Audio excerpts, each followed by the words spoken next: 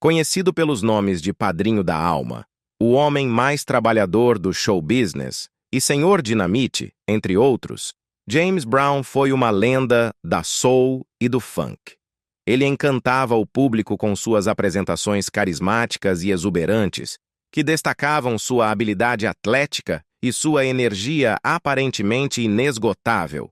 Embora Brown tenha ganhado vários Grammy Awards, prêmios pelo conjunto de sua carreira e outras distinções ao longo de sua trajetória, ele teve uma vida tumultuada que foi documentada por seus filhos, esposas e outras pessoas que o conheciam bem. Hoje, vamos revelar o lado escondido da vida dessa lenda com a ajuda de sua amada filha. Está pronto para nos acompanhar? Mas antes de começarmos, como sempre, não se esqueça de curtir, compartilhar este vídeo e se inscrever no nosso canal para não perder nenhuma novidade no futuro. Agora, vamos começar pelas trágicas histórias envolvendo sua vida familiar pessoal. Ele odiava as mulheres. Em 1962, Tammy Terrell se juntou à James Brown Revue. Embora Terrell fosse menor de idade, ela iniciou um relacionamento com Brown, que durou até que ela conseguisse escapar de suas agressões físicas. Bobby Bennett, um ex-integrante dos Famous Flames, contou os abusos dos quais foi testemunha em uma entrevista à Rolling Stone. Ele batia em Tammy Terrell de maneira terrível, disse Bennett. Ela sangrava, perdia sangue. Terrell, que faleceu em 1970, foi namorada de Brown antes de se tornar famosa como parceira musical de Marvin Gaye, no meio dos anos 1960. Bennett também mencionou que Terrell deixou Brown porque não queria mais sofrer maus tratos e afirmou ter visto Brown dar um chute em uma namorada grávida, que estava subindo uma escada. Brown se casou 3 vezes. Seu primeiro casamento foi com Velma Warren, em 1953, com quem teve um filho. O casal se separou mais de uma década depois e se divorciou em 1969. Apesar do divórcio, continuaram próximos até a morte de Brown.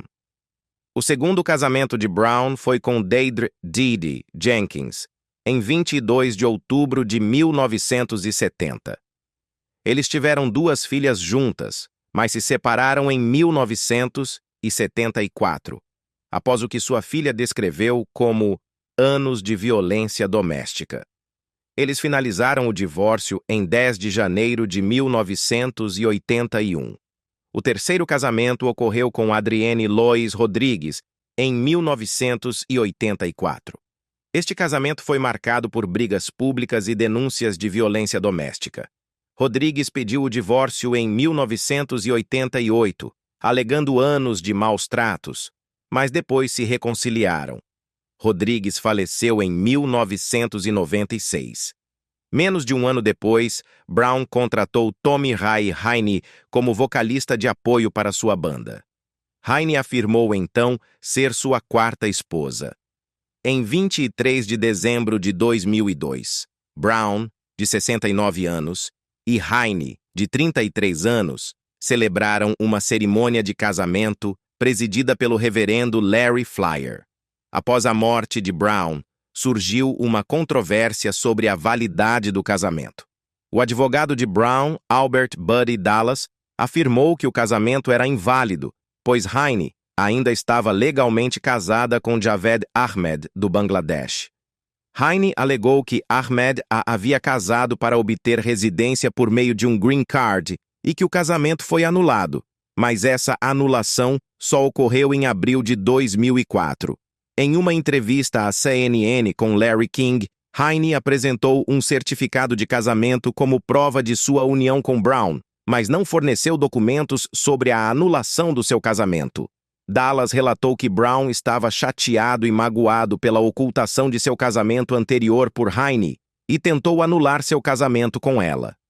Embora o casamento de Heine com Ahmed tenha sido anulado após seu casamento com Brown, o casamento Brown-Heine não foi considerado válido segundo a lei da Carolina do Sul, pois eles não se casaram novamente após a anulação.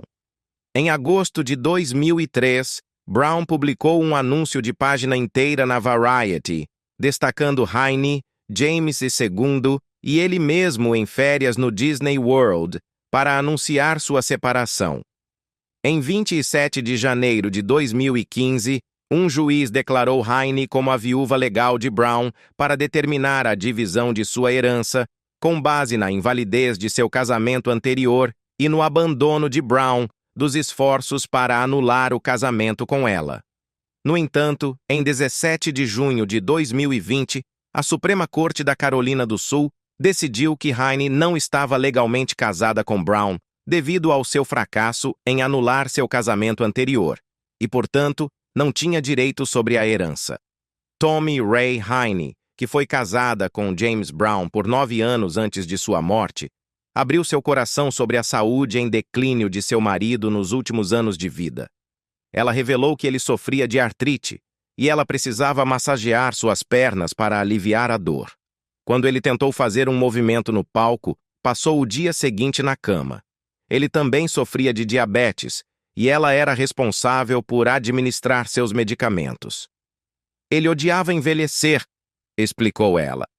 Ele sempre queria ser o jovem viril dos seus dias de glória, mas no final, ele usava Heine tinha apenas 25 anos quando conheceu Brown. Ela se lembra que ele era um maníaco do controle e aqueles que o cercavam tinham medo dele. Ele insistia para ser chamado de Senhor Brown e exigia que Heine estivesse em casa antes do pôr do sol, porque ele era extremamente ciumento e possessivo. Ela acrescentou: James era o rei do seu mundo e todos tinham que se curvar a ele, inclusive eu. Uma vez ele me multou em $50 por chegar atrasada ao palco para um bis. Estávamos casados há 2 anos. Seus filhos tinham medo dele. Brown teve vários filhos. Ele reconheceu 11, incluindo 5 filhos: Ted, Terry, Larry, Michael Brown e James Joseph Brown Jr., além de 6 filhas: LaRhonda Petit, Dr. Yama Noyola Brown Lumar, Diana Brown Thomas, Cinnamon Brown, Janette Bellinger e Venetia Brown. Brown também tinha 8 netos e 4 bisnetos. Seu filho mais velho, Ted, tragicamente faleceu em um acidente de carro no dia 14 de junho de 1973. Em agosto de 2007, testes de DNA revelaram que Brown teve pelo menos 3 filhos adicionais fora de sua família reconhecida. O primeiro identificado foi LaRhonda Petit, uma ex-comissária de bordo e professora residente em Houston. Outro filho suposto, Michael Dion Brown, nasceu em setembro de 1968 de Mary Florence Brown.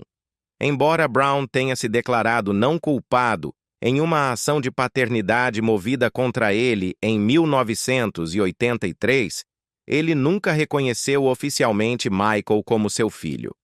Durante os litígios legais sobre o testamento de Brown, a advogada Deborah Opry revelou a Larry King que Brown tinha a intenção de fazer um teste de DNA após sua morte para confirmar a paternidade de James Brown Jr.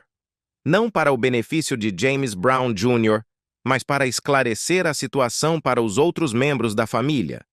Em abril de 2007, Heine nomeou um tutor ad litem para representar seu filho, James Brown Jr., nos procedimentos de paternidade. Foi confirmado que James Brown Jr. era de fato o filho biológico de Brown. No livro Cold Sweat, My Father, James Brown and Me, escrito por Iama Brown e Robin Gabby Fisher, a filha de Brown contou os abusos dos quais foi testemunha enquanto crescia.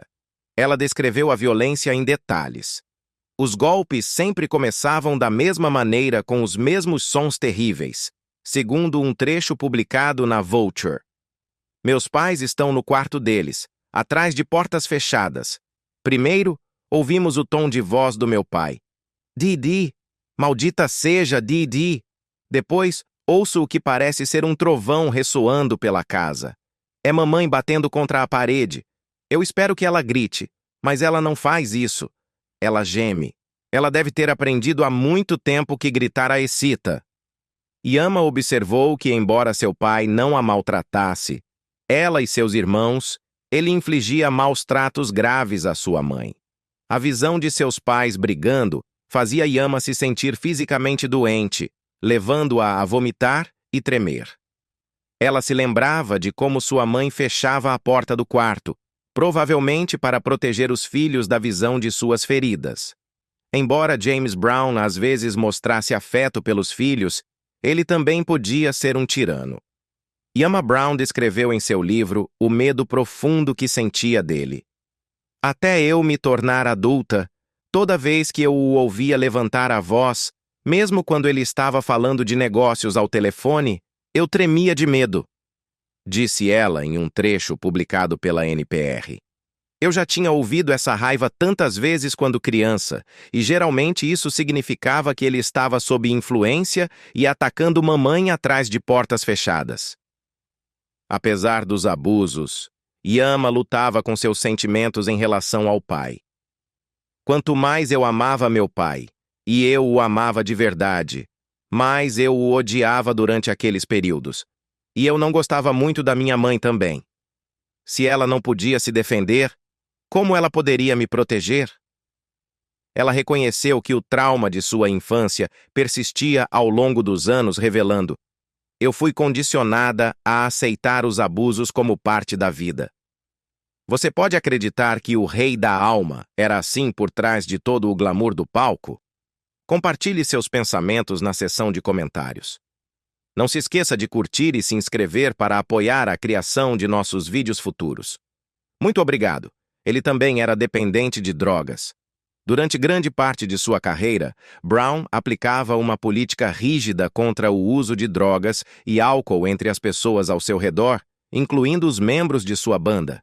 Ele demitia qualquer um que violasse essa regra, especialmente aqueles que consumiam ou abusavam de substâncias.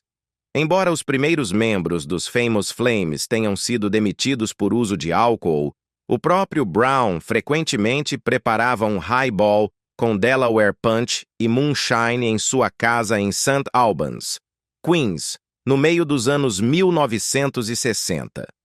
Nos anos 1970, alguns dos membros originais da banda de Brown, os JBES, incluindo Catfish e Bootsy Collins, usaram drogas intencionalmente durante uma apresentação em 1971, o que levou à sua demissão após o show, com Brown. Bob Patton, seu assistente, afirmou que acidentalmente compartilhou um baseado de cannabis misturado com drogas com Brown no meio dos anos 70, o que resultou em alucinações por horas, embora Brown tenha falado sobre isso como se fosse apenas ervas.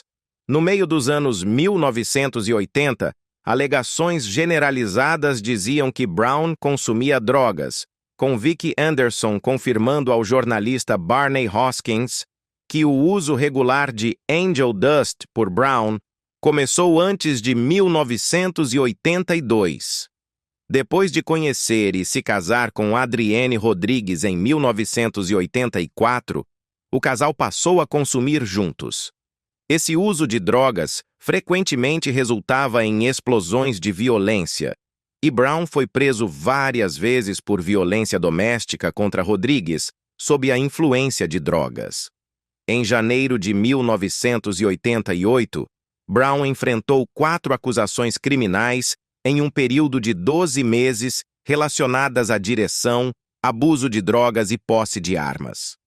Após uma prisão em abril de 1988 por abuso doméstico, Brown apareceu no programa Sonia Live em LA com a apresentadora Sonia Friedman. A entrevista se tornou tristemente famosa pelo comportamento errático de Brown, com alguns sugerindo que ele estava sob influência. Anos após sua morte, uma das antigas amantes de Brown se lembrou em um artigo que ele consumia drogas, até que se tornaram difíceis de encontrar, misturadas com tabaco em cigarros Cool. Ele também usava sildenafila fora da indicação, afirmando que isso lhe dava energia extra. Durante uma viagem de carro sob influência, Brown aparentemente acreditava que as árvores que ele cruzava continham tecnologias de vigilância. Em janeiro de 1998, Brown passou uma semana em reabilitação para tratar uma dependência de medicamentos prescritos não especificados. Uma semana após sua saída, ele foi preso por uso ilegal de arma de fogo e posse de drogas. Antes de sua morte, em dezembro de 2006, vestígios de drogas foram detectados em sua urina quando ele foi internado no Hospital Universitário de Emory. Sua esposa sugeriu que Brown usava drogas com uma conhecida feminina. Sua implicação em acusações legais e crimes. A vida pessoal de Brown foi marcada por diversos problemas legais desde sua juventude. Em 1963, durante um show no Club 15, em Macon, Geórgia, enquanto Otis Redding se apresentava com seu antigo grupo Johnny Jenkins and the Pine Toppers, Brown teria brandido 2 espingardas e tentado atirar em seu rival musical, Joe Tex. O incidente resultou em várias pessoas feridas por arma de fogo e arma branca. Estando em liberdade condicional na época, Brown contou com seu agente, Clint Brantley, e um pouco de dinheiro para resolver a situação. Segundo Jenkins, 7 pessoas foram feridas por bala, e após a altercação, um homem apareceu e deu $100 a cada pessoa ferida para que elas ficassem em silêncio e não falassem com a imprensa. Brown nunca foi acusado em relação ao incidente. Em 16 de julho de 1978, após uma performance no Apollo Theater, Brown foi preso por supostamente não ter entregado os documentos de uma de suas estações de rádio que havia falido. Brown foi preso em 3 de abril de 1988 por agressão e novamente em maio de 1988 por acusações relacionadas a drogas e armas. Ele também foi preso em 24 de setembro de 1988, após uma perseguição em alta velocidade na Interstate 20, perto da fronteira entre a Geórgia e a Carolina do Sul. Ele foi condenado por posse de uma arma de fogo sem licença, agressão a um policial e várias infrações relacionadas a drogas e direção. Foi condenado a 6 anos de prisão, mas foi liberado sob condicional em 27 de fevereiro de 1991, após cumprir 2 anos. De acordo com o arquivo do FBI de Brown, publicado no Washington Post em 2007 sob a Lei de Liberdade de Informação, Brown alegou que a perseguição em alta velocidade não ocorreu como foi relatado pela polícia e que os policiais locais atiraram em seu carro durante um incidente de assédio e o agrediram após sua prisão. As autoridades locais não encontraram nenhuma prova que sustentasse as alegações de Brown. Sua esposa na época, Adrienne Brown, afirmou que ele estava medicado e não estava em seu estado normal. Em 1998, Mary Simons entrou com uma ação civil contra Brown, acusando-o de tê-la mantido em cativeiro por 3 dias, de ter pedido intimidade e de ter disparado uma arma de fogo em seu escritório. A acusação foi finalmente rejeitada. Outra ação civil, movida pela ex-cantora de apoio Lisa Rushton, alegava que entre 1994 e 1999, Brown havia exigido que ela se deitasse com ele e reagido diminuindo seu salário e a afastando do palco quando ela se recusou. Rushton afirmou que Brown fez avanços físicos inadequados e a instruiu publicamente a não interagir com outros homens. Ela então retirou sua queixa. Além disso, Lisa Agbalaya, que trabalhava para Brown, alegou que ele fez comentários e gestos inadequados, incluindo pedir que ela usasse roupas íntimas com estampa de zebra e a massageasse com óleo, antes de demiti-la quando ela se recusou. Um júri de Los Angeles absolveu Brown de assédio, mas o considerou responsável por demissão ilegal. Em 3 de julho de 2000, a polícia foi chamada à casa de Brown após ele supostamente ameaçar um técnico de uma empresa de eletricidade com uma faca de carne, quando o técnico foi tratar uma reclamação sobre uma queda de energia. Em 2003, Brown foi perdoado pelo Departamento de Liberdade Condicional, Liberação Condicional e Perdão da Carolina do Sul por crimes anteriores cometidos naquele estado. Em janeiro de 2005, Jack Hollander entrou com uma ação contra James Brown, relacionada a alegadas má conduta de 1988. Embora o caso tenha sido inicialmente rejeitado em 2002 devido à prescrição, Hollander afirmou que a agressão presumida levou ao desenvolvimento da doença de base Down, uma condição da tireoide. Hollander alegou que, durante uma viagem de van com Brown, ele fez uma parada e a agrediu enquanto a ameaçava com uma espingarda. Ela apresentou uma amostra de DNA e um resultado de polígrafo como prova, mas esses não foram considerados devido à defesa limitada. Hollander, então, tentou levar seu caso à Suprema Corte, mas sua queixa não obteve sucesso. Infância miserável.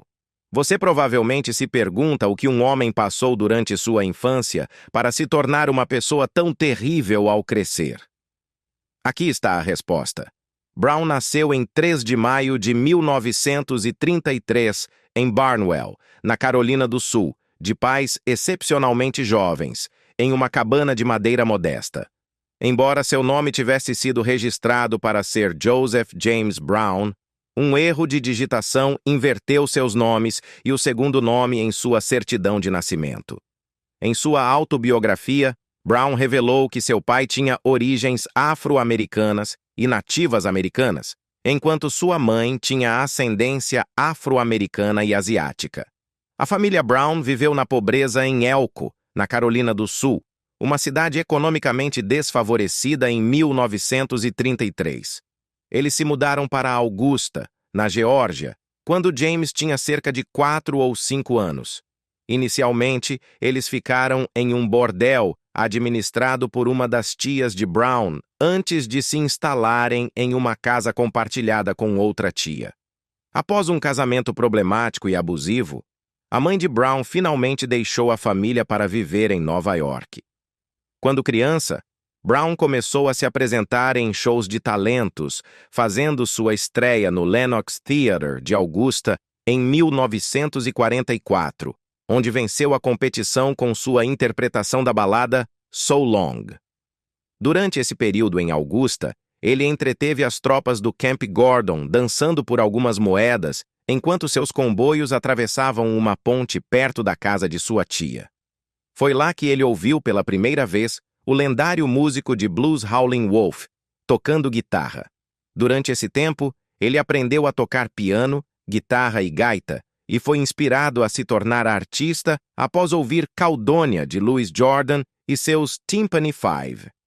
Na adolescência, Brown teve uma breve carreira no boxe. Aos 16 anos, Brown foi condenado por roubo e enviado para um centro de detenção para menores em Toccoa. Lá, ele formou um quarteto gospel com outros 4 detentos, incluindo Johnny Terry. Brown conheceu o cantor Bobby Byrd quando se enfrentaram em uma partida de beisebol fora do centro de detenção. Byrd, intrigado com o apelido Music Box dado a Brown, descobriu seu talento para o canto e ajudou a conseguir sua libertação antecipada. A família de Byrd teve um papel fundamental nisso, e Brown prometeu ao tribunal que cantaria para o Senhor. Brown foi liberado sob uma garantia de trabalho com S.C. Lawson, um proprietário de empresa de Toccoa, que ficou impressionado com sua ética de trabalho e concordou em garantir sua liberação com o compromisso de mantê-lo empregado por 2 anos. Liberado condicionalmente em 14 de junho de 1952, Brown trabalhou com os 2 filhos de Lawson e manteve um vínculo com a família ao longo de sua carreira. Pouco depois de sua liberação, ele se juntou ao grupo Gospel Ever Ready Gospel Singers, que incluía a irmã de Byrd, Sarah. Estado de saúde deteriorado e sua morte. No final de sua vida, James Brown morava em Beach Island, na Carolina do Sul, do outro lado do rio Savannah, em relação a Augusta, na Geórgia. Seu empresário de longa data, Charles Bobbitt, revelou que Brown vivia com diabetes tipo 2, não diagnosticado há anos. Em 2004, Brown recebeu tratamento bem-sucedido para um câncer de próstata. Apesar de seus problemas de saúde, ele manteve sua reputação de homem que trabalha mais no show business, ao manter seu exigente cronograma de apresentações. Em 23 de dezembro de 2006, Brown adoeceu gravemente e chegou com várias horas de atraso ao consultório de seu dentista em Atlanta, Geórgia, para uma consulta de implantes dentários. O dentista notou que Brown parecia muito mal, fraco e atordoado, e o aconselhou a procurar imediatamente atenção médica em vez de realizar o procedimento dentário. No dia seguinte, Brown foi ao Emory Crawford Long Memorial Hospital para uma avaliação médica e foi internado para observação e tratamento. Brown havia lutado contra uma tosse persistente desde seu retorno de uma viagem à Europa em novembro. Apesar de sua doença, Brown era conhecido por raramente reclamar e se apresentar com frequência, mesmo quando não estava bem. Embora Brown tenha tido que cancelar apresentações previstas em Waterbury, Connecticut e Englewood, New Jersey, havia a esperança de que ele fosse liberado do hospital a tempo de seus shows programados para a véspera de Ano Novo no Count Basie Theatre, em New Jersey, e no B.B. King Blues Club em Nova York, além de uma aparição ao vivo na CNN para o especial de Ano Novo de Anderson Cooper.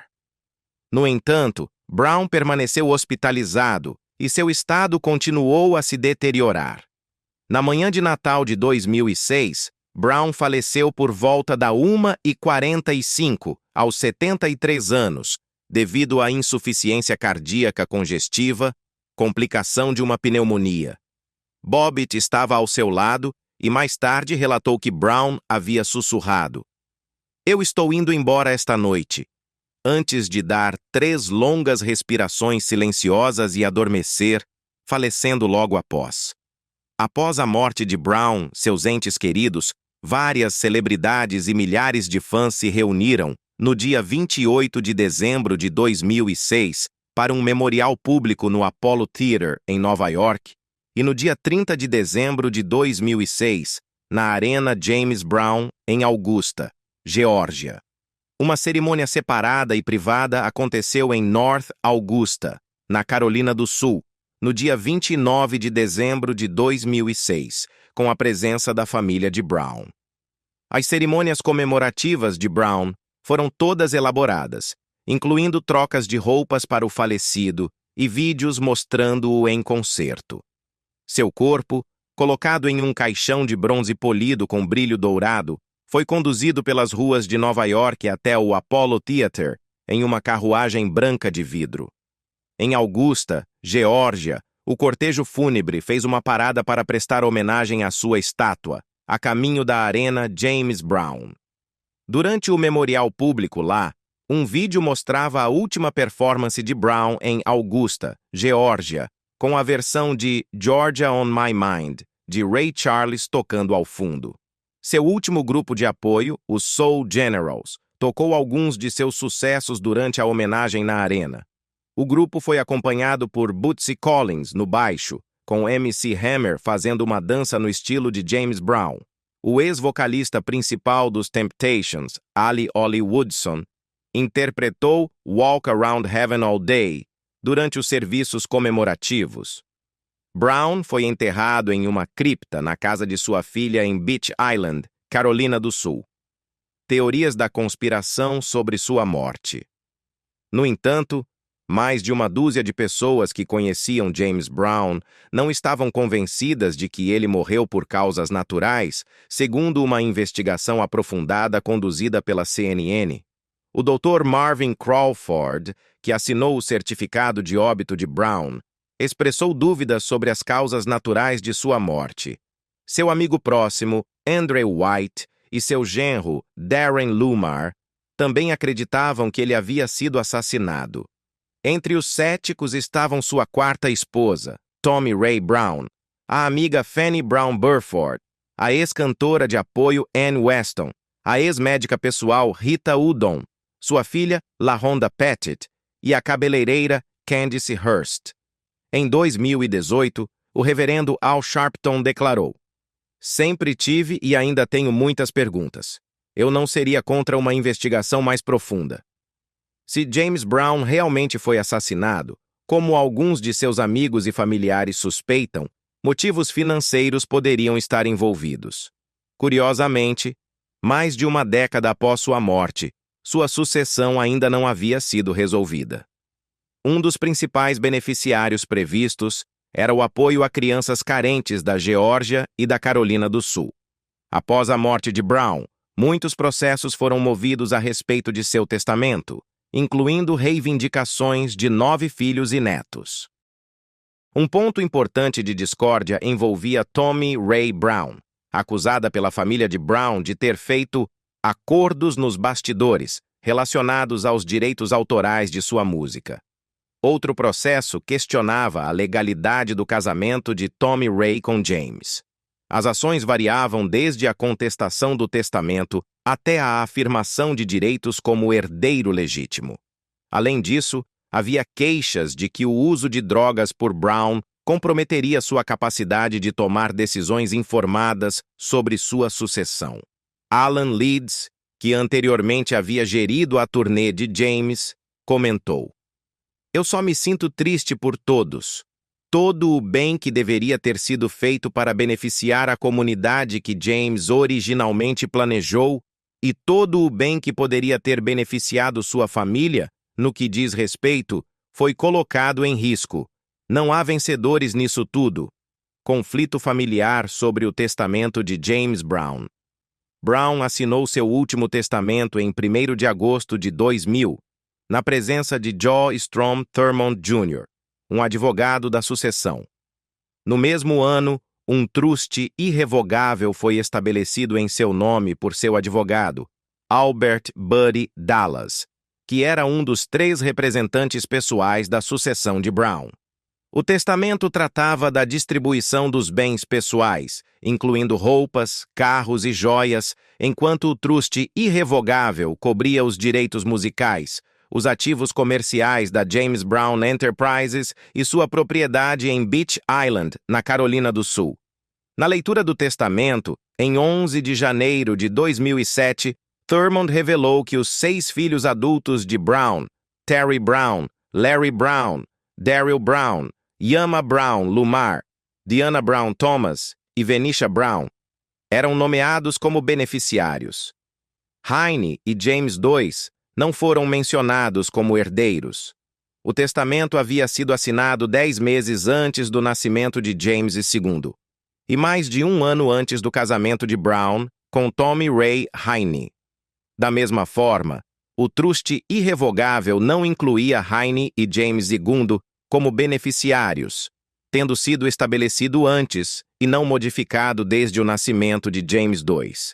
Em 24 de janeiro de 2007, os filhos de Brown entraram com uma ação judicial para excluir os representantes pessoais da sucessão, incluindo o advogado e administrador de Brown, Albert Buddy Dallas, devido à impropriedade percebida e à gestão supostamente deficiente dos ativos de Brown. Em 31 de janeiro de 2007, Heine entrou com uma queixa contra a sucessão de Brown, contestando a validade do testamento e do truste irrevogável. A queixa de Heine visava reconhecê-la como viúva de Brown e nomear um administrador especial para a sucessão. Em 27 de janeiro de 2015, o juiz Doyet Early III decidiu que Tommy Ray Heine Brown era oficialmente reconhecida como a viúva de James Brown. Essa decisão foi baseada na invalidez do casamento anterior de Heine e no abandono dos esforços para anular seu casamento com Brown. Em 19 de fevereiro de 2015, a Suprema Corte da Carolina do Sul interveio, suspendendo todas as ações dos tribunais inferiores e revisando as decisões anteriores. Em julho de 2018, o Tribunal de Apelação da Carolina do Sul confirmou que Heine era, de fato, esposa de Brown. No entanto, em 2020, a Suprema Corte da Carolina do Sul determinou que Heine não estava legalmente casada com Brown e, portanto, não tinha nenhuma reivindicação sobre sua sucessão. Em julho de 2021, foi reportado que a família de Brown havia resolvido o conflito, encerrando a batalha judicial de 15 anos sobre a sucessão. E assim concluímos nossa análise aprofundada sobre a confirmação, pela filha de James Brown, dessas antigas especulações. Esperamos que essas revelações tenham esclarecido as complexidades de seu legado e de sua vida pessoal. O que você pensa sobre a vida tumultuada de James Brown? Compartilhe suas opiniões nos comentários abaixo. Se você gostou deste vídeo, não se esqueça de curtir, se inscrever e clicar no sininho de notificações para mais conteúdo informativo. Obrigado por assistir.